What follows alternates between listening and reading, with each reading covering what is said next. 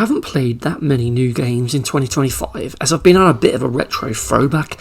However, from the ones I have played, I've started to notice an interesting trend relating to difficulty-based trophies, as it seems they're kind of becoming a thing of the past. And I first began to notice this way back when Doom, the new modern one, was released on PS4, as that had a trophy for beating the hardest difficulty on just one level, which was really brutal and would have been an absolute great challenge if it was the whole game. And since that point, slowly but surely, I've seen less of the challenging difficulty-based trophies. Gone are the days of Uncharted's brutal, crushing difficulty trophies, or the one in Dead Space 2 that limited the amount of times you could actually save throughout that hard playthrough. Instead, there seems to be a change from within multiple developers now to include less of these beat the game on the hardest difficulty trophies, with developers either abandoning the trophy altogether and just requiring you to simply beat the game, or they do include these hard mode trophies, but the actual challenge and difficulty level has been greatly toned down, as seen in the recent COD games and Modern Warfare remakes.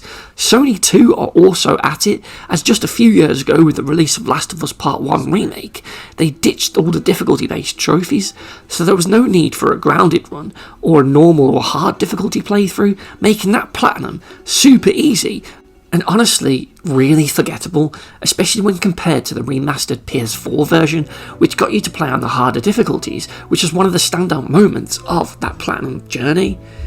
In 2025 though, things have gotten really bad from what I've seen, with difficulty-based trophies becoming fairly redundant in a game's trophy list, with both Ninja Gaiden Ragebound and Cronos the New Dawn being two recent examples of hard mode trophies that kind of chicken out at the last minute.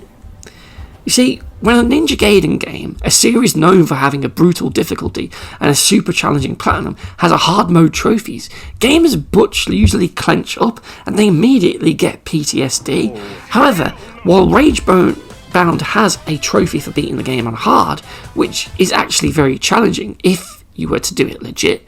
However, this Ninja Gaiden game includes an assist option which allows you to remove any damage you can take by enemies, remove the knockback effect that when you get hit you fall backwards, increase your attack range to make the platforming easy, and slow the game down to make those tricky sections even easier. And worst of all, these do not disable trophies, meaning you can play hard mode with all of these options on and never take any damage at all. It's crazy and it really trivialises the hard mode trophy, and when this is a Ninja Gaiden game of all things, it just feels wrong. These are supposed to be hardcore action games for the hardcore crowd. What the hell happened here? Did it go woke? Woke Ninja Gaiden anyone? I don't know. Then I played Cronos the New Dawn right after this, and it's like a Dead Space-like survival horror game that includes a trophy for beating it on hard, which is a difficulty you first unlock upon beating the game once. The difficulty itself is fairly challenging. With your limited resource and small inventory, you'll always feel like you're low on ammo, and the odds are just stacked against you to survive. So the inclusion of a hard difficulty trophy would be a platinum blocker for most. Except it isn't, as the hard mode can be played in New Game Plus, even when beating the game on normal, so you can go into hard with all the weapons and upgrades, as well as the late game nuke cannon to just obliterate anything in your way. And while it's not as OP as Dead Space's foam finger, as ammo is limited, when you're already overpowered with all your maxed out upgrades, this weapon and all those upgrades make a good 75% of the hard mode playthrough really, really easy, and in fact I only died once on hard, because New Game Plus just made this mode easier than it was probably intended to be. And it's not just these two games of 2025 either. I mean, other notable new games I've played this year have also had the same problem. Metal Gear Solid Delta Snake Eater, the Foxhound rank trophy in this game, was also made easier, as you can now get that in New Game Plus like in Cronos, allowing you to go in with all your camouflages, your stealth suits and all the other gadgets that you can unlock, as well as that bush costume to make you pretty much invisible. They also got rid of the save limit for Foxhound rank 2, because I'm sure before you could only save like 20 times or something like that, probably less, and now they've just got rid of that limit altogether, so you can just save whenever you want. You can pretty much just go into each area and back up your save every time, just making this much less of a challenge.